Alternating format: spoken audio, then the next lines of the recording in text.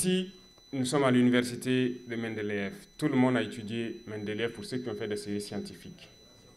Et je vais vous donner une petite anecdote.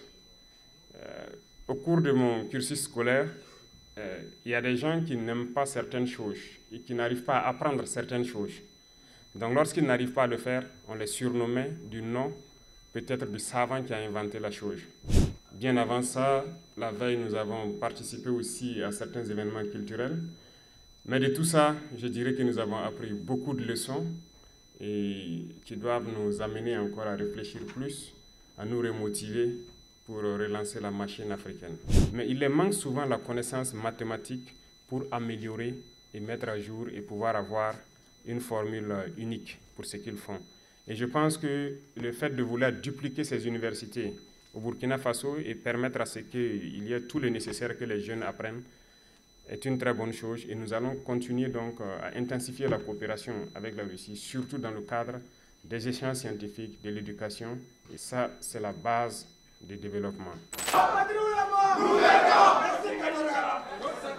D'accord, merci beaucoup camarades et bonjour à tous. C'est un réel plaisir d'être là ce matin avec vous, pour communier avec vous et aussi échanger sur certains sujets, je dirais, d'ordre scientifique et qui nous intéressent beaucoup. Présent ici donc à l'occasion du 80e anniversaire de la victoire sur le nazisme, je pense que nous avons participé hier à la parade. Bien avant ça, la veille, nous avons participé aussi à certains événements culturels. Mais de tout ça, je dirais que nous avons appris beaucoup de leçons et qui doivent nous amener encore à réfléchir plus, à nous remotiver pour relancer la machine africaine. Le nazisme qu'on croit ou qu'on croyait avoir disparu est en train de refaire surface. La même chose que l'impérialisme, le colonialisme qui est là sous une autre forme et qui continue d'endeuiller des populations à travers le monde. Et aujourd'hui, beaucoup de peuples sont en train de se battre pour leur survie, pour leur souveraineté, pour vivre en paix. Et le Sahel fait partie de cette zone où l'impérialisme est en train de se manifester de façon très violente. Et avec tout ce que nous vivons, je souhaite que nous puissions donc honorer la mémoire de tout cela, tous ces combattants qui se sont donnés corps et âme et qui nous ont dévancés à l'au-delà dans ce combat contre l'impérialisme, contre le néocolonialisme. Je vous demande donc d'observer une minute de silence.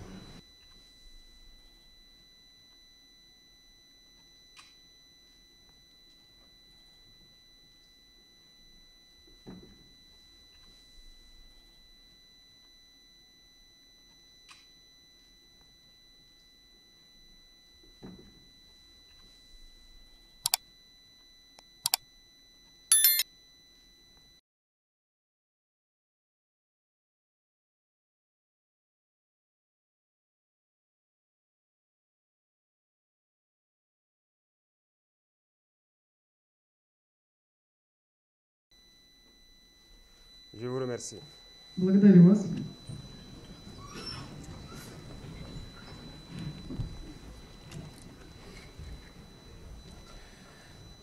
Ce matin, nous sommes dans un cadre assez particulier, qui est une université scientifique, où donc beaucoup d'étudiants de l'AES sont présents pour avoir la connaissance, le savoir.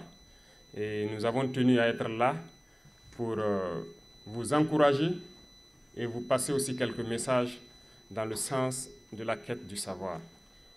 Nous allons travailler à ce que le nombre d'étudiants ici augmente, mais aussi, j'ai échangé avec eux, nous souhaitons que ces universités, telles que cette université chimique et l'université de radiotechnologie, qu'on puisse les dupliquer au pays et former plus d'étudiants et que nous puissions être en coopération et qu'ils nous envoient des instructeurs sur place pour avoir de grands laboratoires et de grandes universités. Notre coopération avec la Russie va se baser plus sur l'éducation, le transfert de savoir. Ce ne sera pas une coopération où nous serons là à demander de l'aide, à demander à ce qu'on nous accompagne sur le volet financier, sur le volet économique, et ainsi de suite. Nous ne sommes pas là pour ça. Nous sommes là pour coopérer plus sur le domaine du savoir. Et le savoir, c'est beaucoup plus scientifique. Et vous, ici présents dans cette université scientifique, je vous admire beaucoup parce que normalement, vous devrez apprendre et pratiquer la science, la chimie et la radiotechnique. C'est ce dont nous avons besoin aujourd'hui pour nous développer. Je vous prendrai quelques exemples au cours de mon speech pour vous étayer le fond de ma pensée. Ici, nous sommes à l'université de Mendeleïev. Tout le monde a étudié Mendeleïev pour ceux qui ont fait des séries scientifiques.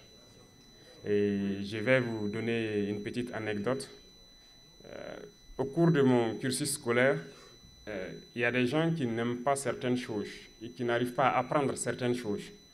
Donc lorsqu'ils n'arrivent pas à le faire, on les surnommait du nom peut-être du savant qui a inventé la chose. Par exemple, nous avons eu des gens qu'on appelait Pavlov, on a eu des gens qu'on appelait Mendeleïev également. Celui qu'on appelait Mendeleïev, par exemple, il s'est posé la question une fois que pourquoi Mendeleïev a créé ce tableau-là. C'est pour nous créer des problèmes. Vous comprenez? Il doit bosser un tableau, mais il ne sait pas pourquoi il doit bosser le tableau. Ce qui veut dire que s'il ne pratique pas, il ne connaît pas l'utilité du tableau périodique de Mendeleïev. Voilà pourquoi je dis dans ce sens, la coopération est très importante pour qu'on puisse faire de la pratique. C'est la même chose que les équations chimiques qu'on passe le temps à équilibrer depuis, je dirais, le lycée.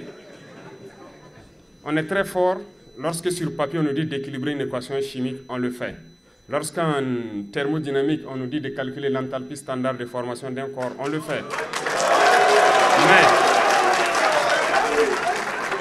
Mais pratiquement, qu'est-ce qu'on fait? Est-ce qu'un jour, on ne m'a jamais pris, par exemple, illustrer un noyau, par exemple de l'hydrogène, me dire que si on retire un électron, qu'est-ce que ça donne? Ou quand on ajoute un électron, qu'est-ce que ça donne? Cette illustration pratique, je ne l'ai pas eue. L'acide chlorhydrique, depuis le lycée, on nous fait faire des réactions chimiques sur le papier avec. Mais je n'ai jamais manipulé l'acide chlorhydrique et faire une réaction pratique. C'est pour vous dire que la pratique est très importante et ces laboratoires pour nous faire la pratique nous manquent au niveau de nos pays. Et vous ne devez pas être ce théoricien que moi je suis. Voilà pourquoi nous voulons dupliquer ce genre d'université chez nous pour que nos jeunes qui se forment dans les matières scientifiques aient de la matière pratique et qu'ils ne soient pas juste des théoriciens. Beaucoup de choses autour de nous, c'est la chimie des matières. Et le monde a commencé même par ça. Ce tableau que Mendeleïev a créé, je me dis que toute la science s'est basée sur ça. Mais c'est la pratique qui vous permet de pouvoir quitter cet état de théoricien et de créer quelque chose de palpable qui puisse être utile à la société. Et ça contribue beaucoup à l'économie de nos pays. Sans que vous ne le sachiez, je vous donne quelques exemples. Vous voyez, on importe beaucoup de fer, par exemple, de partout dans le monde. Et ce qu'on appelle le fer galvanisé. Et vous savez très bien, vous, chimistes ici, que ce n'est qu'une réaction d'électrolyse. Comment on ne peut pas le faire sur place chez nous? Il faut le payer, le fer galvanisé en Chine ou en Europe, un peu partout dans le monde. Par exemple, nous sommes en guerre. Nous payons de l'équipement, nous payons des munitions, des armes et tout. Et quand je vous prends les munitions, les explosifs et tout, le Mali produit le coton, le Burkina en produit, le Niger en produit. Mais vous savez bien que c'est la cellulose du coton qu'on transforme pour faire la poudre et les explosifs. Pourquoi on ne réussit pas à le faire? Parce que la chimie pratique, nous ne l'avons pas. Même pour le blindage des engins. Hier, j'ai vu sur la place rouge beaucoup d'engins défiler, des T-34 jusqu'aux engins modernes. Les blindages ont évolué. Qu'est-ce que c'est que le blindage?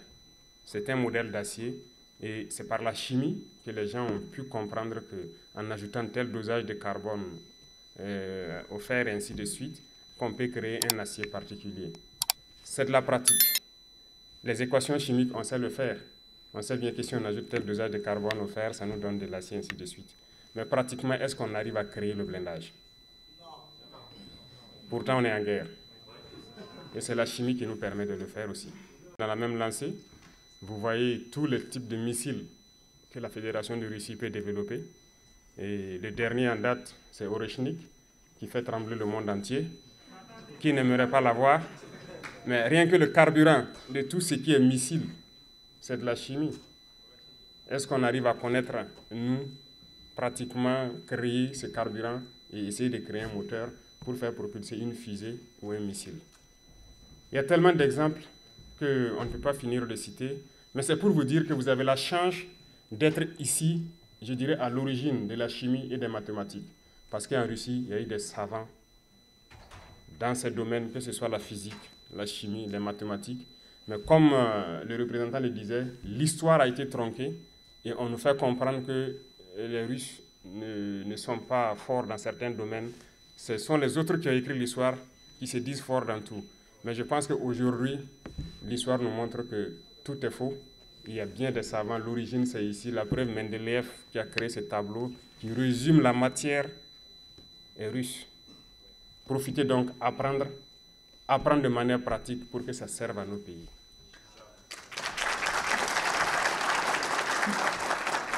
Lorsqu'un pays est faible, il est voué à disparaître dans ce monde de prédation. Il faut qu'on soit fort. Et aujourd'hui, les pays qui sont nucléaires sont forts. Ils ne perdent jamais une guerre. Mais la bombe nucléaire, vous avez tous fait atomistique, c'est sûr. On vous dit que c'est un neutron qui frappe un noyau, qui se divise, ça libère de l'énergie.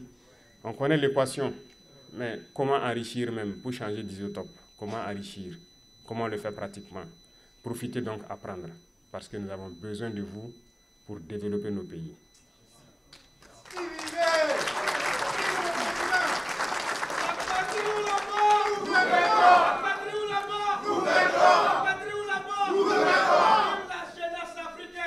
Nous avons des jeunes talents au pays, des inventeurs, des savants aussi, qui arrivent à créer certaines choses, mais il leur manque souvent la connaissance mathématique pour améliorer et mettre à jour et pouvoir avoir une formule unique pour ce qu'ils font.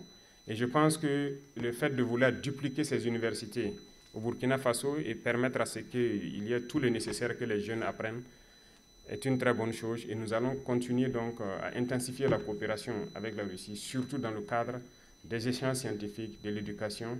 Et ça, c'est la base du développement.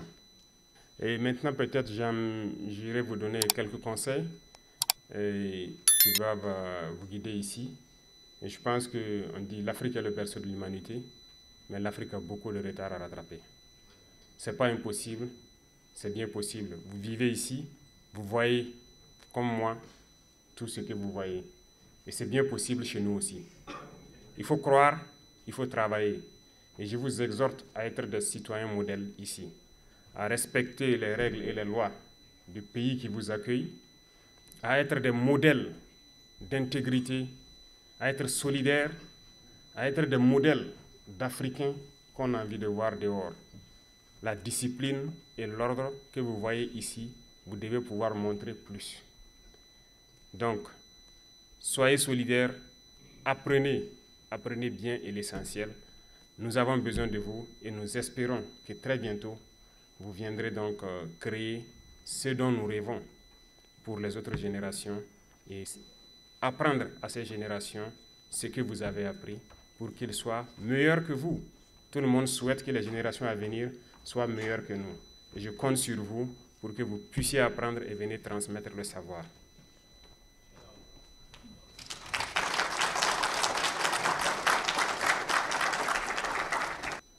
En tout état de cause, restez concentrés. L'impérialisme continue ses actions, mais le diviser pour régner ne doit pas marcher avec nous encore. Vous devrez avoir tout compris. Restez concentrés. Le combat continue. Et le combat continuera toujours jusqu'à la victoire finale. Dans cette vidéo, nous analysons un discours fort autour du lien entre le développement scientifique et la souveraineté africaine. Le message met l'accent sur l'éducation pratique, donc la coopération avec la Russie et la lutte contre les formes modernes d'impérialisme dans le Sahel. L'idée clé ici, c'est donc de former une jeunesse compétente en sciences pour produire localement et résister à la dépendance. Ce modèle pourrait-il transformer durablement les économies africaines? Est-ce que l'Afrique aujourd'hui est prête à rompre avec les logiques néocoloniales en misant tout simplement sur la connaissance? Vos avis nous intéressent vraiment. Réagissez dans les commentaires, dites-nous tout ce que vous savez à propos du sujet et n'oubliez pas de vous abonner à la chaîne pour suivre de prochaines analyses sur l'actualité et les discours qui font débat. À tout de suite.